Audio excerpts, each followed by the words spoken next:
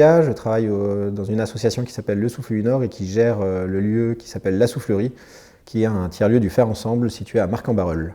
Un tiers-lieu, c'est un lieu qui est ouvert à toutes les populations, ouvert à son quartier, ouvert au territoire, ouvert au sujet. C'est un lieu d'innovation, donc c'est assez important.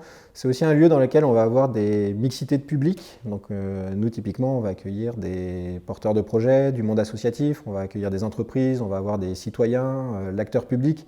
Donc ça, c'est aussi important. Et le troisième critère, je dirais, c'est un lieu où on vient faire des choses. Donc voilà, on vient pour respirer, on vient pour prendre une petite bulle d'oxygène, on vient pour s'inspirer, mais on vient aussi pour contribuer à quelque chose. Et nous, typiquement, au Souffle du Nord et à la Soufflerie, on essaye d'aider des projets qui ont un impact positif sur le territoire, donc on vient y faire des choses positives pour le territoire. Alors pendant le Covid, donc l'association du Souffle du Nord a été impactée comme tout le monde. Donc premier impact, on a dû fermer le lieu, la soufflerie. Et tout de suite, on s'est dit on va avoir un rôle à jouer dans cette crise. Donc on a ouvert nos réseaux, on s'est tenu au courant et on a lancé plusieurs opérations. On a lancé une chaîne de soutien à la première ligne, donc avec une adhérente qui s'appelle Ludivine, qui se déplaçait au domicile des gens. Donc on était confinés, il faut quand même s'en rappeler. Donc il se déplaçait au domicile des gens pour récupérer des denrées alimentaires et qui les amenait aux associations qui maintenaient des maraudes à Lille. On a lancé aussi un réseau qui s'appelait Veilleurs de quartier, qui permettait à un habitant, un citoyen, de monter des réseaux de solidarité ultra locaux à l'échelle de la rue ou du quartier. Et bien évidemment, l'opération majeure qui a pris beaucoup de lumière, c'était l'opération des masques en or qu'on a lancée avec le CHU de Lille et l'entreprise Le Mailleux, qui est une entreprise textile, une bonneterie qui est située à Saint-André-les-Lilles. Et en fait, dans cette opération-là, on a lancé un atelier de couture à domicile, donc avec des couturiers, couturières qui étaient bénévoles, avec des chauffeurs, livreurs, avec des contrôleurs qualité, avec des gens en gestion de projet, donc énormément de bénévoles mobilisés pour équiper les soignants dans un premier temps. Donc ça représentait 74 000 masques. Et après, à l'annonce du déconfinement, on a maintenu cette opération, et cette fois plutôt en partenariat avec la région et une entreprise qui fait des masques aussi dans une logique d'insertion qui s'appelle Résilience. Et là, on a produit assez rapidement aussi, en quelques semaines, 650 000 masques destinés à protéger la population, un maximum de gens de la population pour le déconfinement le 11 mai.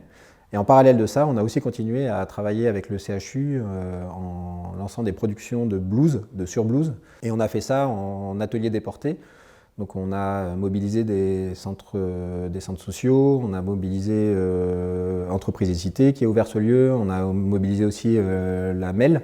Voilà, on a fait tout ça pendant le confinement et ça nous a permis d'être assez actifs et réactifs par rapport à des problèmes qui étaient inédits. Donc voilà, nous, la crise, elle nous a complètement emportés. Il a fallu se réinventer, trouver des solutions, mettre en place des nouveaux outils aussi, comment on travaille en étant chacun chez soi, comment on fait pour collaborer sur des projets, comment on fait pour que l'information circule bien entre des salariés, des groupes externes, des bénévoles, des partenaires, tout ça sans se voir, sans se rencontrer. Voilà, il avait vraiment fallu inventer plein de choses et en fait tout simplement s'adapter. Et c'est là qu'on voit que les organisations globales, et là on ne parle pas que du Souffle du Nord et de la soufflerie, ont quand même des capacités à inventer qui sont assez fortes, et ça, il faut qu'on le retienne comme quelque chose d'important en situation de crise, mais hors situation de crise aussi, quoi. Faisons-nous confiance.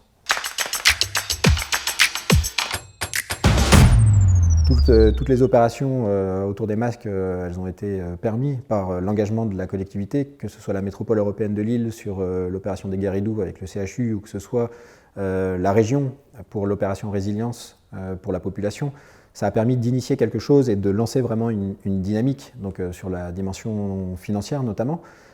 Mais sur la dimension un peu structurelle et infrastructure, on aurait pu aller plus loin pour passer à l'échelle. On aurait pu se servir de l'ensemble de toutes les collectivités pour faire des points relais, notamment pour soit des salles collectives pour de la couture, soit des points relais où nous, on livrait la collectivité qui après redistribuait sur son territoire.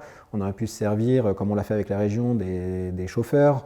Voilà, il y a plein de ressources dans les collectivités pendant cette période-là qui étaient inexploitées, qui auraient une valeur énorme dans un projet comme nous, on a pu le porter, notamment sur les masques, et qu'on a trop peu utilisé parce que c'était pas assez structuré. Donc à l'opportunité, on a fait des choses ensemble, et heureusement, et c'est ce qui a permis encore une fois de porter ce projet à ce niveau-là, mais on aurait pu aller encore plus loin, et je pense que pour le futur, et pas que pour les crises, encore une fois, il faut aussi qu'on se pose la question de qu'est-ce qu'on peut faire ensemble en dehors des crises, comment on peut apporter plus de valeur pour le territoire. il y a une démarche beaucoup plus structurée en fait, à construire entre la collectivité et les acteurs du territoire.